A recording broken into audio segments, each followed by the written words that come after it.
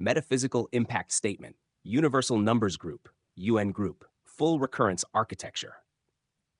If taken seriously, and especially if its strongest empirical and structural layers were independently sustained, the Universal Numbers Group, UN Group, Full Recurrence Architecture would likely have major metaphysical significance because it would speak not only to eclipse recurrence as a scientific matter, but to deeper questions about order, meaning, hidden coherence, the relation between number and reality, and whether the visible world is structured more profoundly than it first appears.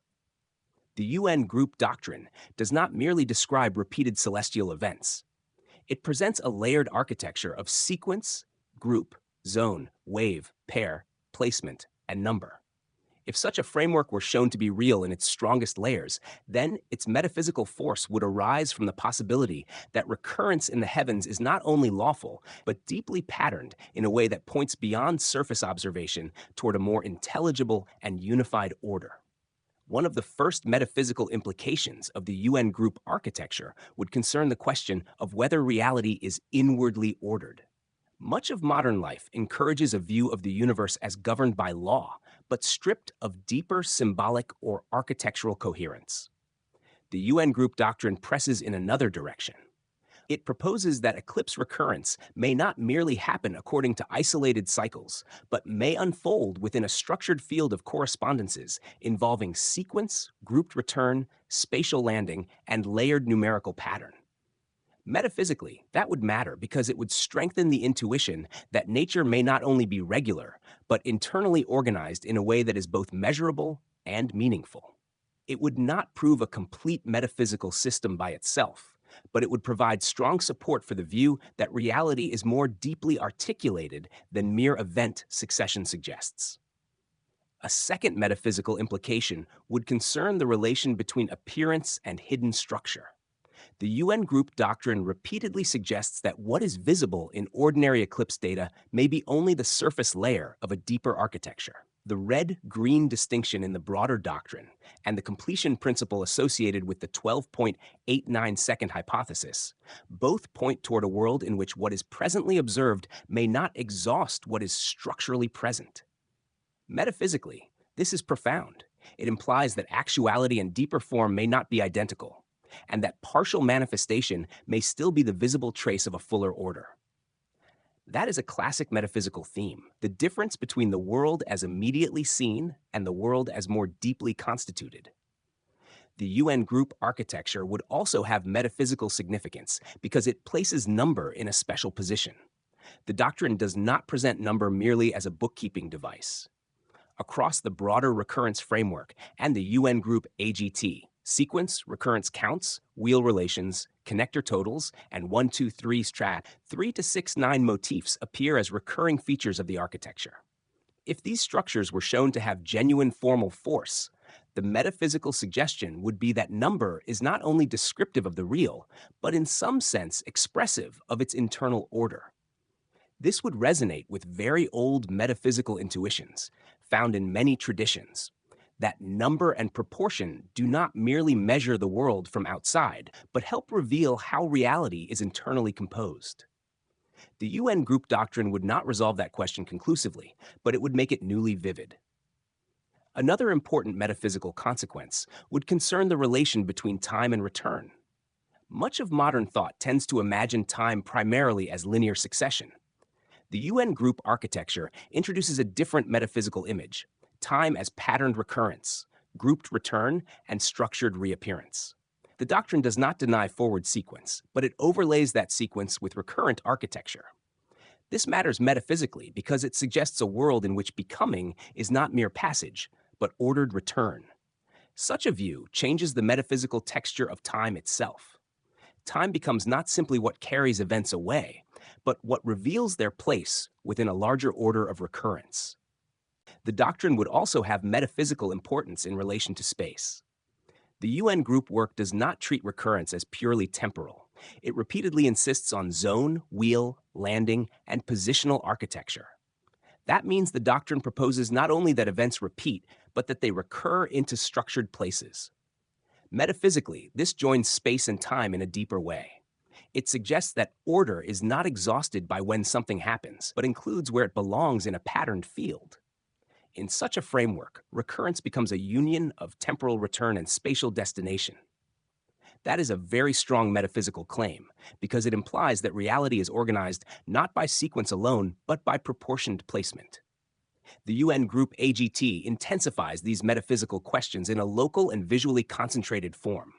In the AGT, 39 eclipses are arranged into 20 pairs and 3 waves around a special center. Duration convergence, zodiacal symmetry, connector relations, and digital root structure are all presented as part of one bounded formation. Metaphysically, such a formation carries great weight because it suggests not merely scattered coincidences, but a finite visible object in which order appears condensed. The AGT therefore functions as a local metaphysical emblem of the larger doctrine, a place where the claim of deeper order is not only stated, but gathered into a visibly intelligible formation. The UN group doctrine would also matter metaphysically because it proposes a disciplined relation between measurement and meaning. Many metaphysical systems either abandon measurement in favor of symbolism or reduce meaning entirely to what can be quantified. The UN group architecture takes a different path. It begins with recurrence, timing, position, and structural relation, and only then allows symbolic meaning to arise from these measured forms. That is metaphysically significant because it offers a way to think of meaning as emerging from order rather than being imposed arbitrarily onto it. In this sense, the doctrine proposes that symbolism can be legitimate when it is rooted in a prior architecture of measurable relation. A further metaphysical consequence would concern the idea of coherence. If the UN group architecture were sustained, then eclipse recurrence would appear not merely as a physical process, but as a coherent system in which multiple layers agree: cycles, sequences, groups, placements, and number motifs. Metaphysically, coherence matters because it often functions as a sign of depth.